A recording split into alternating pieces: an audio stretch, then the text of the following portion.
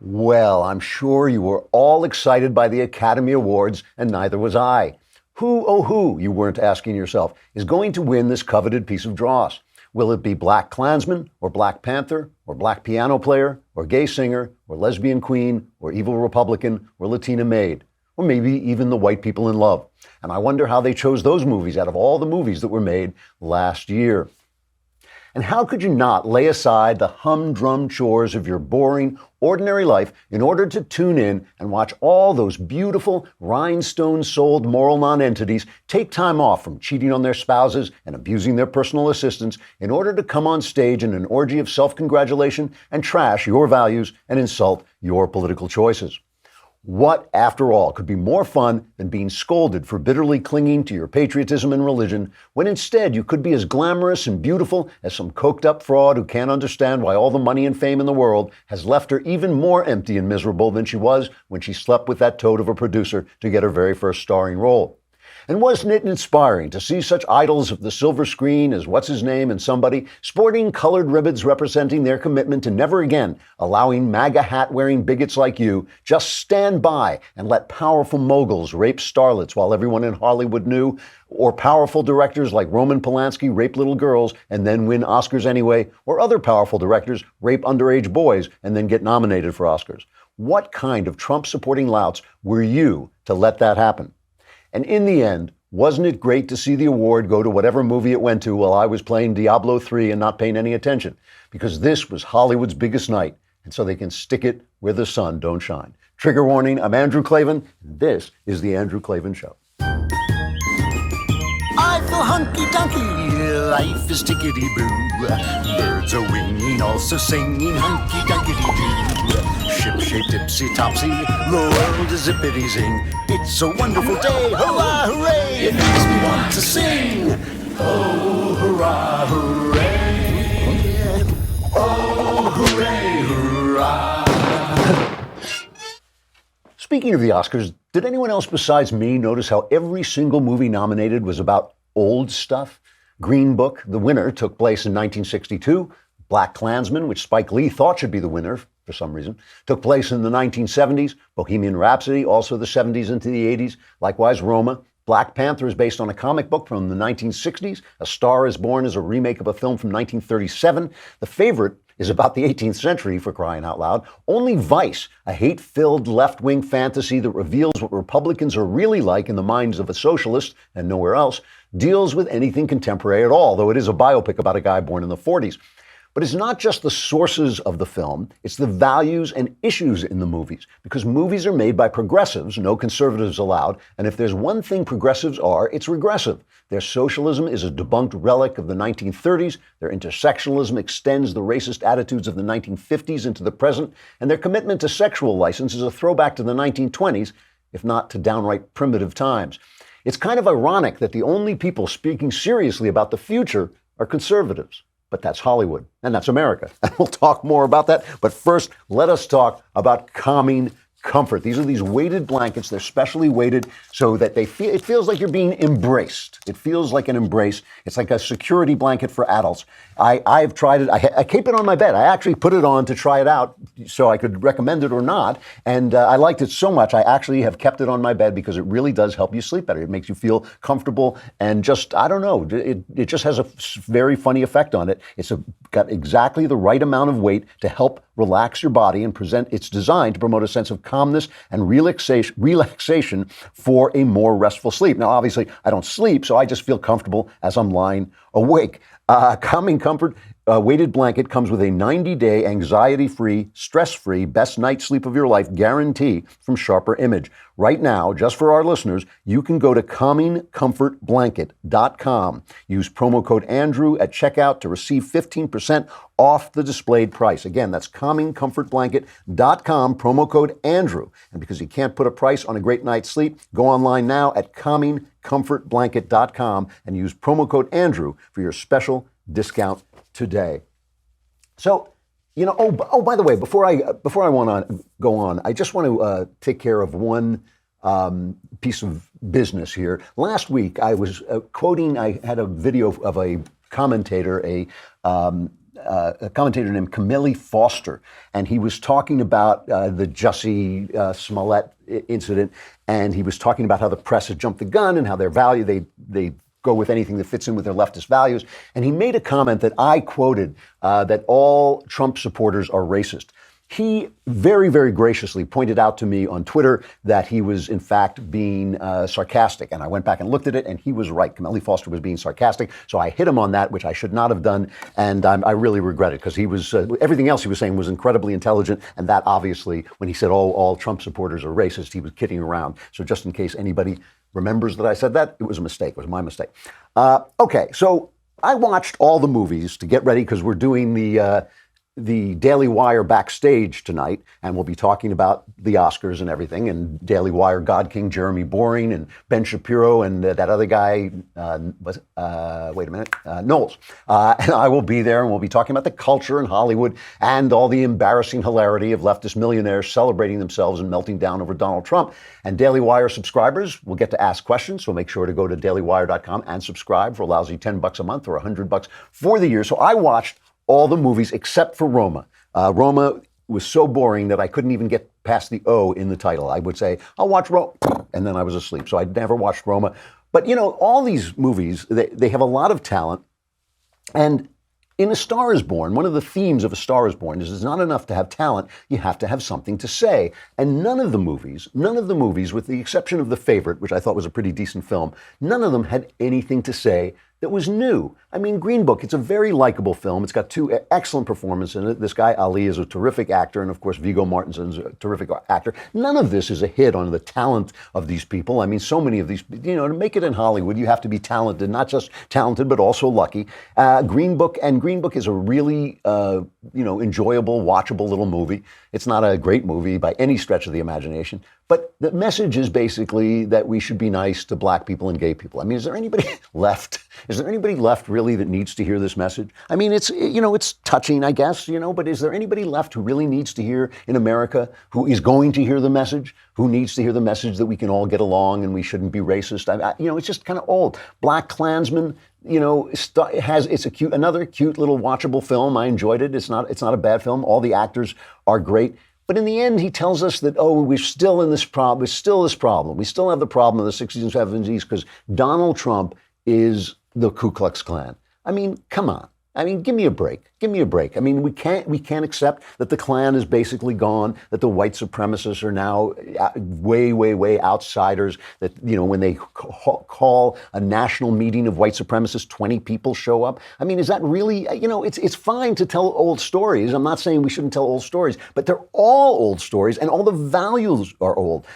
Black Panther, I've said this before, I just found that, Black Americans have made stunning contributions to the culture of America. A huge chunk of American culture is about European-based people coming to deal with African-based people as equals. That's part of the story of America. It's one of the beautiful things about America, from our Civil War to the Civil Rights Movement. These are important movements in American society. And some of our greatest men, Martin Luther King, certainly one of our greatest men, have come out of that movement. But just in terms of our culture, in terms of humor and athletics and music, so many things that black people have contributed to. I found Black Panther just sad that basically it imagines that, that Africa had European society and it got it because a big rock dropped out of space and gave them superpowers. That's, first of all, a misunderstanding of how culture is created, the many varieties of things that go into culture.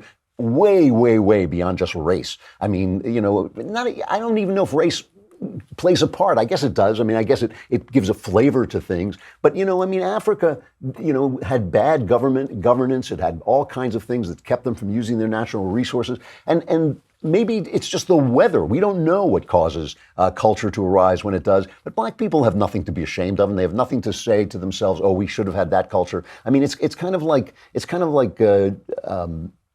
Jews, they always say, think Yiddish, but dress British. It's like, you don't have to dress British. You don't have to dress like anything. Just, join the big parade of America, the multicolored parade of America, and have a good time. I just think that, Black Panther, I found really all of these pictures I just found incredibly old-fashioned. That's why the last movie I really liked was Get Out, because I felt like, oh yeah, this is a guy who understands that blacks have moved beyond the segregation stage, moved beyond the institutional racism stage, and now dealing with the same problems that everybody else has had, namely assimilation and what it costs. That's what Get Out is about. Get Out is about, if you assimilate, they will steal your soul. And there's some truth to that. It's a fear. It's a horror movie, so it's all blown out of proportion. But there's some truth to it, and at least it's dealing with something modern. It's dealing with something happening now. The left cannot let go of old things because they think that that's where their power comes from. And maybe they're right. Maybe the only power they have is defending old stuff. You know, there's this clip of Joy Reid interviewing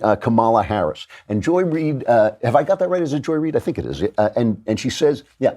And she says to her, you know, when black people take power, like Barack Obama, there's this great pressure on them to take a policy of a high tide lifts all ships. I mean, this is kind of the conservative idea that if the economy is going well, everybody does well. Of course, I don't do as well as, you know, Bill Gates does, but I don't care. As long as I'm doing well, Bill Gates can have whatever he wants and whatever he gets for what he does. You know, it's not fair necessarily, but I don't care. That's not my life is not built on envy. My life is built on gratitude. And so I'm grateful that I'm doing well. And I think that's the way people should be. And she says, but really, says Joy Reid, shouldn't we pay attention to race? Isn't race? And Kamala Harris basically says, if you elect me president, I will be a racist. Here's the clip. Would it be difficult for you to advocate race-based policy, or would you feel that you'd have to do just rising tide?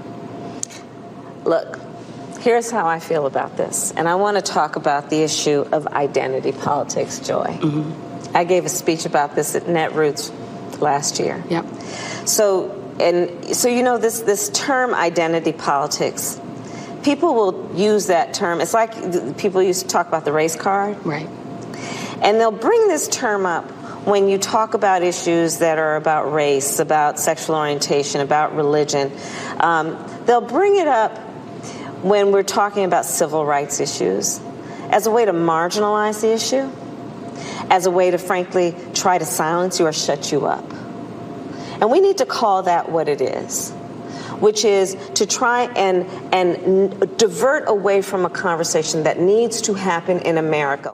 Yeah, it needs. So we've never had the conversation about race in America. I always love that. What that means is we haven't agreed with her. That's what that means. Whenever you hear leftists say we need to have a conversation about race, what they mean is you need to sit still while we pound you on the head and try to make you buy our identity politics. And this is a big Democrat, a big factor in their playbook is to say, well, you hear the right attacking us, calling us identity politics. That's the problem is that's what they're doing. And she will not let go of this idea that there's some special, magic in the government now that is keeping black people back instead of dealing with the problems of dysfunctional culture. And that's what Barack Obama is talking about. Now the left is attacking him. And we'll talk about that in a minute. We're also going to have Michael Knowles come on in a little while and talk. I forced him to watch the Oscars just for my own personal glee, but he did watch it. He's going to talk about the Oscar program. And every time people see Michael Knowles, they say to me, why didn't you use ZipRecruiter when you were hiring?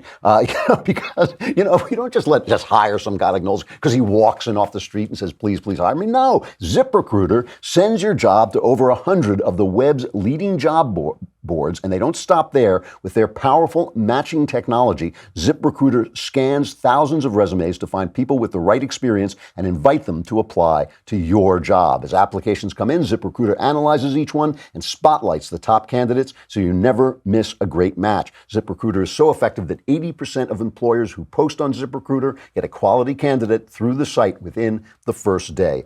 Right now, my listeners can try ZipRecruiter for free, which is pretty inexpensive, at this exclusive web address, ZipRecruiter.com/DailyWire. DailyWire is all one word. That's ZipRecruiter.com/DailyWire. ZipRecruiter.com/DailyWire. ZipRecruiter. Don't let Knowles happen to you. ZipRecruiter is the smartest way to hire. He's not here yet, right? So I can keep doing this. So Obama went to this thing in Oakland. There's a thing called My Brother's Keeper, which is about mentoring young black men that came along after Trayvon Martin was killed by George Zimmerman. And Obama went in and he said to some young black men. He said, if you are really confident about your financial situation, you are probably not going to be wearing an 8-pound chain around your neck, because you know, if I've got a bank account, I don't have to show you how much I got. I feel good. So he's saying, make money. Don't brag about having money. Don't go around wearing your dollar bill gold chain. I mean, this is the Barack Obama after he doesn't have to defend his bad policies. I mean, really, I really believe what happened with Obama is that he didn't know what he didn't know. He had all these things that he had been taught, all these ideas that he thought were going to make the world a better place, and the tide was going to recede, and everything was going to go away. Instead, it was a mess. He couldn't get the economy going, even though the dead cat bounce alone from the crash in 2008 should have made it soar. It didn't soar until Trump took office, because Obama didn't know what he was doing, because his policies were wrong. He blew up the Middle East. We were almost out of there, and he blew it up and let ISIS run wild, and everything was going wrong. So he reverted to the Democrat playbook. He reverted to the Democrat playbook of identity politics. Whenever there was some kind of trouble that involved a black guy, hitting on the police, attacking the police, which really was sinful in that case. And now he's free of that, right? So he's free to just tell people what he really thinks. And he says to these kids, he says, oftentimes racism historically in the society sends you a message that you are less than and weak. And we, meaning black men, feel that we have to compensate by exaggerating certain stereotypical ways that men are supposed to act. And that's a trap that we fall into, that we have to pull out of. Now, you've heard me say the same thing, that racism, bigotry creates the effect that it basically hates people into becoming the thing that they hate. So Jews in the Middle Ages were not allowed to do anything except loan money, because usury was off base to Christians. And so then you say, oh, well, the Jews have all the money. They're very good with money. It's money. All they care about is money. You create the person that you hate. You turn him, what is the line in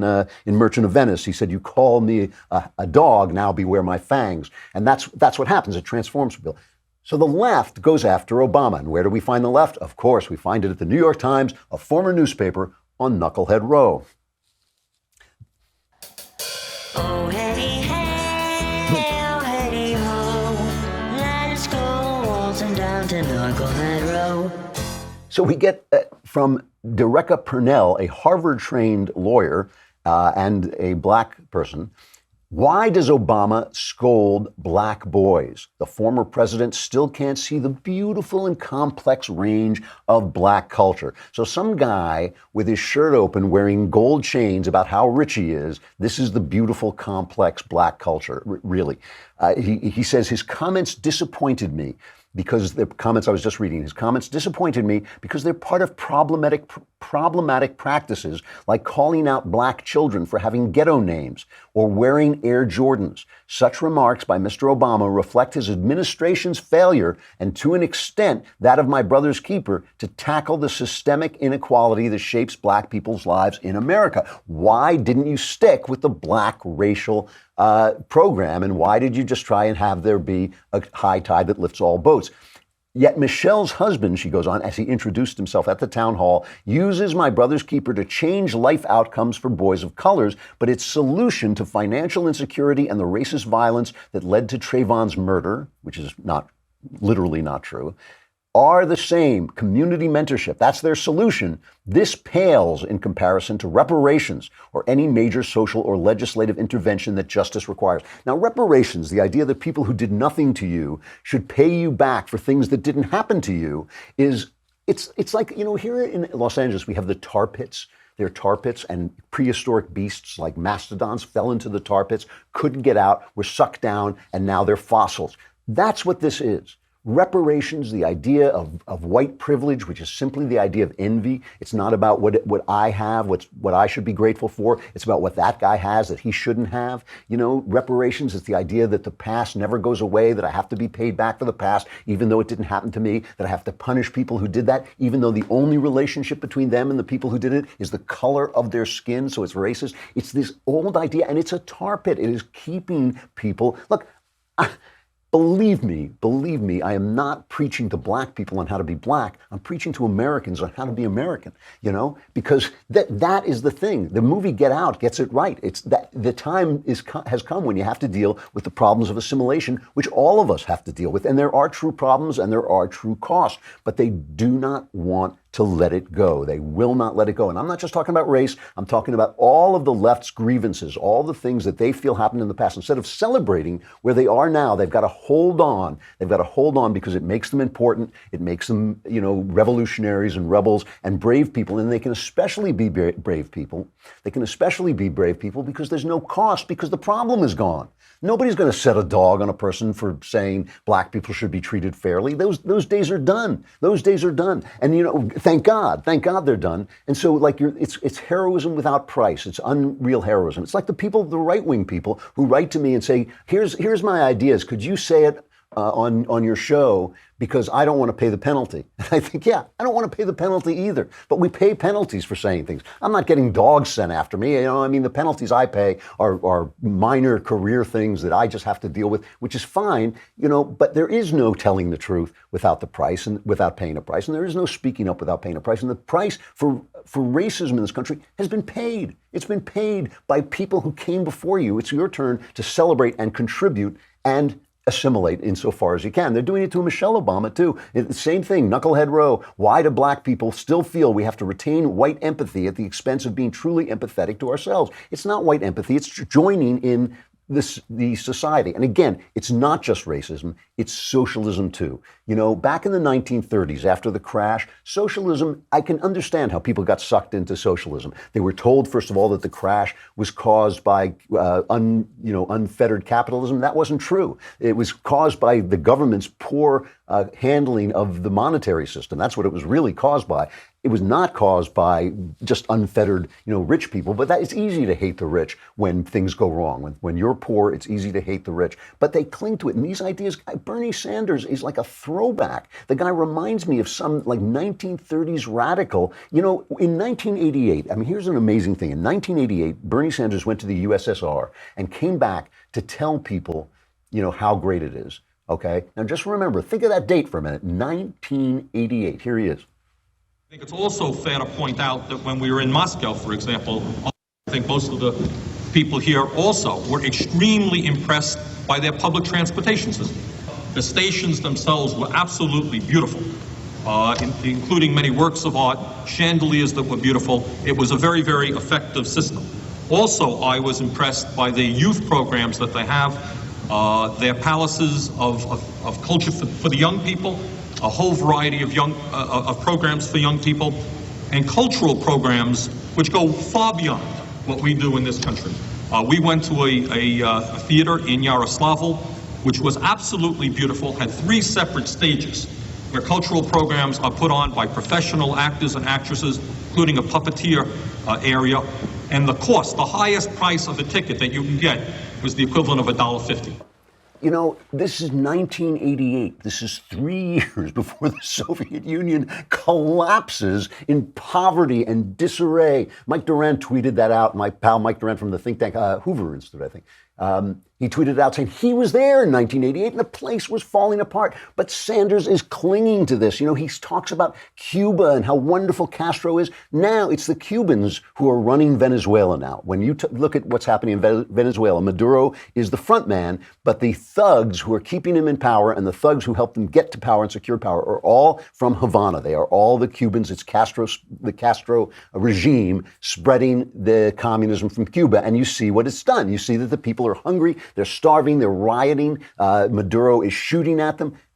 Bernie Sanders still cannot call this guy a tyrant. He still will not call him a tyrant. He still will not support the Juan Guaido, the also leftist opposition candidate who has the approval of the government, who Trump is supporting. He's still back there. He's still in those 1930s. It doesn't matter. Russia fell. He came back and said, the Soviet Union is great. 3 years later, it collapsed. When the Soviet Union collapsed, I thought, gee, Reagan was right. Maybe I'm wrong. Maybe I should change my mind. And I began to change my mind. Not Bernie, and not the left. And now they're sitting around, they're cranking because Trump is calling them a socialist. And they say, that's the old Republican thing. They're calling us socialists. Well, guess what? That's what they are. There was a wonderful video of the Sunrise Movement, which is this radical environmental movement trying to intimidate politicians into accepting the Green New Deal, which is just socialism. It's government moving into corporations, telling us all how we have to live.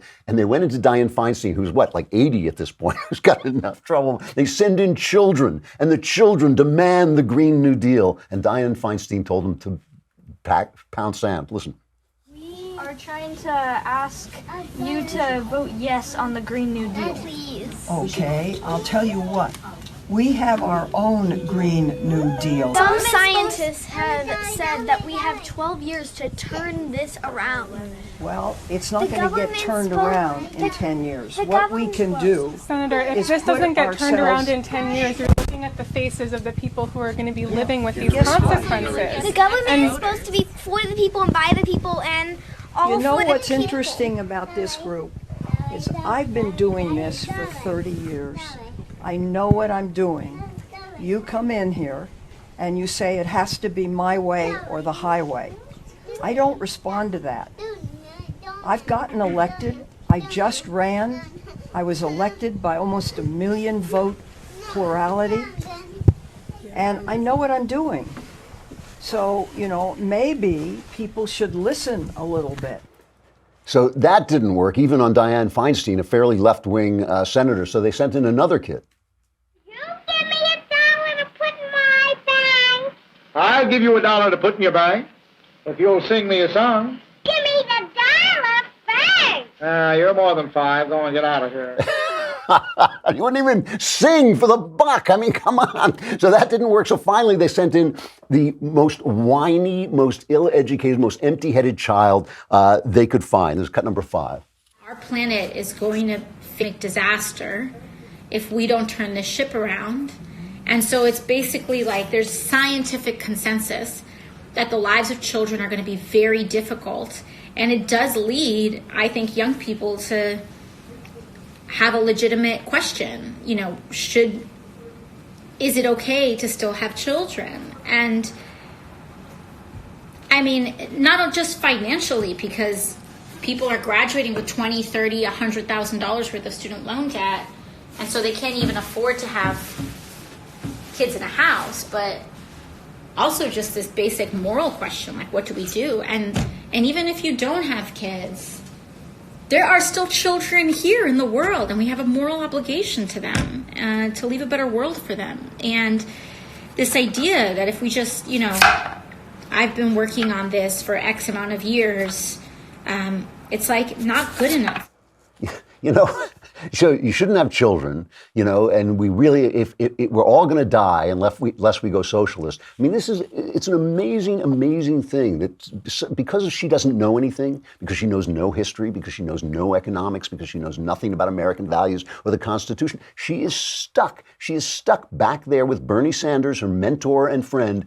She is stuck with him back in the 1930s. The only people talking about going forward are conservatives, not all of them, but some of them. And they're talking about it because they have better values. I mean, these are the values of envy, the values of like relying on others to change things. This is what always gets me about things like reparations. It's like you're not supposed to take yourself in hand and do your best. You're supposed to wait for white people to help you. That's basically what they want. I mean, those are bad values. Materialism, measuring your life by how much money you've got, those are bad values. And certainly racism, which is intersectional, is just racism with a smiley face. Those are all bad values. I mean, those are things we've moved beyond, all of us except the left. And that's why all the movies are about old things, because they're stuck in that world where some of this stuff kind of made sense or seemed to make sense before it was all debunked.